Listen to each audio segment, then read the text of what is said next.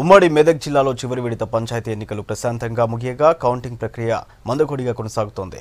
మెదక్ జిల్లాలో 133, సంగారెడ్డి జిల్లాలో 173, సిద్దిపేట జిల్లాలో 106 పంచాయతీలకు ఎన్నికలు జరిగాయి. ఇక ఉమ్మడి జిల్లాలో ఎన్నికల ఫలితాలపై మరిన్ని వివరాలు శ్రీధర్ అందిస్తారు. ఉమ్మడి మెదక్ జిల్లాలో కౌంటింగ్ ప్రారంభమైంది. ఇప్పటికే ఫలితాలు కూడా రావడం మొదలైంది. ప్రస్తుతం వార్డు మెంబర్ల ఫలితాలు దాదాపుగా వచ్చాయి. తర్వాత సర్పంచ్ సంబంధించినటువంటి ఓట్ల లెక్కింపు జరుగుతుంది. మరికొద్దిసేపట్లో సర్పంచ్ ఓట్లకు సంబంధించి సర్పంచ్ ఎన్నిక కూడా ఎవరు గెలుస్తున్నారనే విషయం పూర్తిగా తేలిపోనుంది. అయితే మొత్తం ఉమ్మడి జిల్లా వ్యాప్తంగా 3వ విడతలో కూడా ప్రశాంతంగా ఇటు ఎన్నికలు ముగిశాయి, ఇటు దాదాపుగా కౌంటింగ్ కూడా ముగిసినటువంటి పరిస్థితి ఉంది. అయితే ఇంకా ప్రధాన అంశమైనటువంటి ఉప సర్పంచ్ ఎన్నిక కూడా ప్రస్తుతం మిగిలిపోయినటువంటి పరిస్థితి ఉంది. దాన్ని కూడా చేతులెత్తే విధానం ద్వారా మరికొద్దిసేపట్లోనే అక్కడ కూడా పూర్తయ్యే అవకాశం ఉంది.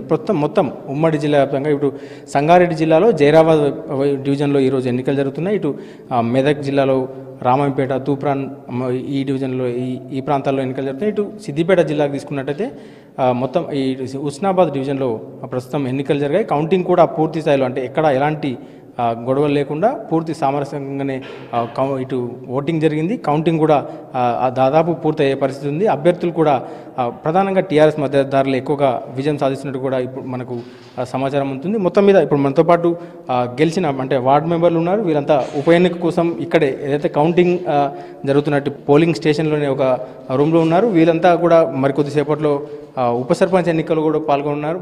అయితే మొత్తం సర్పంచ్ ఈ గ్రామ పంచాయతీ ఎన్నికల్లో ఈసారి మొత్తం ఉప సర్పంచ్ కూడా చెక్ పవర్ ఉండడంతో రాజకీయంగా ఈ ఉప సర్పంచ్ ఎన్నిక కూడా ప్రాధాన్యత సంతరించుకుంది. అయితే మనతో పాటు కొంతమంది వార్డు మెంబర్లు ఉన్నారు. చెప్పండి సార్, మీరు వార్డు మెంబర్గా గెలిచారు అంటే ఎట్లా ఉంది, అంటే మీరు ఏం చేయాలనుకుంటున్నారు గ్రామ పంచాయతీ? ఇప్పుడు నేను దొంగలధర్మ గ్రామ పంచాయతీ 4వ వార్డు నుంచి ఎన్నికైనాను. అవకాశం వస్తే ఉప సర్పంచ్కి పోటీ చేద్దామనుకుంటాను. గ్రామంలో ఉన్న అవసరాలన్నీ నీటి వసతి కానీ, మౌరీలు కానీ, తర్వాత ఇతర వసతులు కానీ గ్రామ పంచాయతీ అభివృద్ధికి తోడ్పడతానని, ఉప సర్పంచ్కి అవకాశం ఇస్తే అవన్నీ నెరవేరుస్తానని అనుకుంటున్నాను.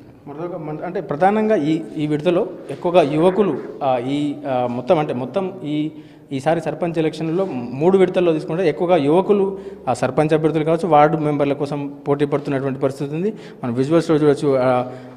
చెప్పండి, అంటే మీరు కూడా వార్డు మెంబర్ గెలిచారు, ఎట్లా ఉంది, మీరు ఏం చేయాలనుకుంటున్నారు?